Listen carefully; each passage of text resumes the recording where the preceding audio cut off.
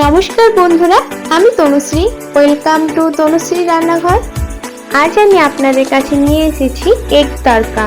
খেতে অত্যন্ত সুস্বাদু। রুটি, নান, পরোটা, লাচ্ছা পরোটা সবকিছু দিয়ে খুব ভালো লাগে এটা। চলুন বেশি কথা না বাড়িয়ে এগ তড়কার রেসিপিটা দেখে নেওয়া যাক। প্রথমে আমি এখানে মিক্স তড়কা ডাল নিয়েছি। ডালটা আমি 4 ঘন্টা মতো ভিজিয়ে রেখেছিলাম। এই ডাল আপনারা বাজারে যে কোনো মুদির দোকানেই পেয়ে যাবেন। এই সামান্য লবণ দিয়ে আমি ডালটা সেদ্ধ করে নেব। সেদ্ধ করার পর ঠিক এরকম হয়েছে। চলুন দেখে নিই কি কি উপকরণ লাগছে এই তরকাতে। মিডিয়াম সাইজের পেঁয়াজ কুচো নিয়েছি, আদা কুচো নিয়েছি, রসুন কুচো, 2টা কাঁচা লঙ্কা, এখানে একটা গোটা টমেটো নিয়েছি, কাসুরি মেথি নিয়েছি। এদিকে তড়কা মশলা, হলুদ গুঁড়ো, কাশ্মীরি রেড চিলি পাউডার আর লবণ নিয়েছি। এরপর জল দিয়ে দিচ্ছি, একটা পেস্ট বানিয়ে নেব। আপনাদের হাতের কাছে যদি তড়কা মশলাটা না থাকে তাহলে না দিলেও চলবে। এতে ভালো করে মিশিয়ে নিয়েছি। এদিকে আমি একটা কড়াই চাপিয়ে এগ তড়কার জন্য এগটা ভেজে নেব। তার জন্য 2 চামচ মতো সরষের তেল দিয়েছি। এর মধ্যে আমি 2টা ডিম দিয়ে দিচ্ছি। এটা ভালো করে ভুজিয়ার মতো করে ভেজে নিতে হবে। ওপর থেকে আমি কিছুটা পরিমাণে লবণ দিয়ে দিচ্ছি।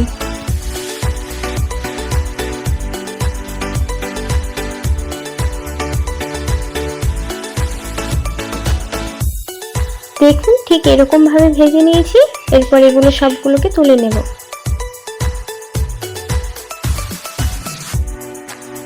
তড়কাটার জন্য কড়াই চাপিয়ে দিয়েছি। এরপর সরষের তেল দিয়ে দেব পরিমাণ মতো।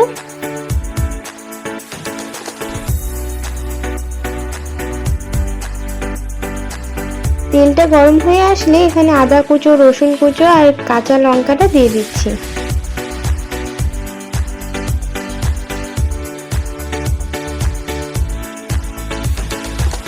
কিছুক্ষণ নাড়াচাড়া করে ভেজে নেব। ঠিক এইরকম রংটা একটু পাল্টে আসলে ওপর থেকে যে পেঁয়াজ কুচোটা ছিল এটা দিয়ে দেব।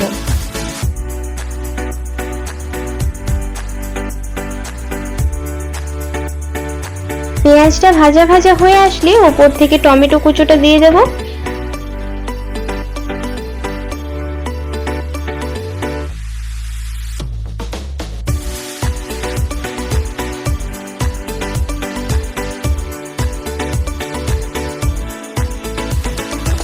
পাঁচ মিনিট মতো নাড়াচাড়া করে টমেটোটা ঠিক এরকম ভাবে নরম হয়ে আসলে ওপর থেকে যে পেস্টটা গুলে রেখেছিলাম ওটা দিয়ে দিচ্ছি।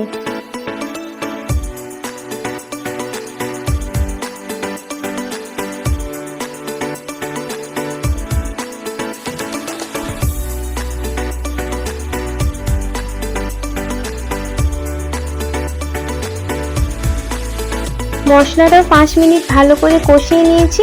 এরপর যেই তড়কার ডালটা ছিল সেদ্ধ করা ওটা এর মধ্যে দিয়ে দিচ্ছি। মশলার সাথে ভালো করে তড়কাটা মিশিয়ে নেব।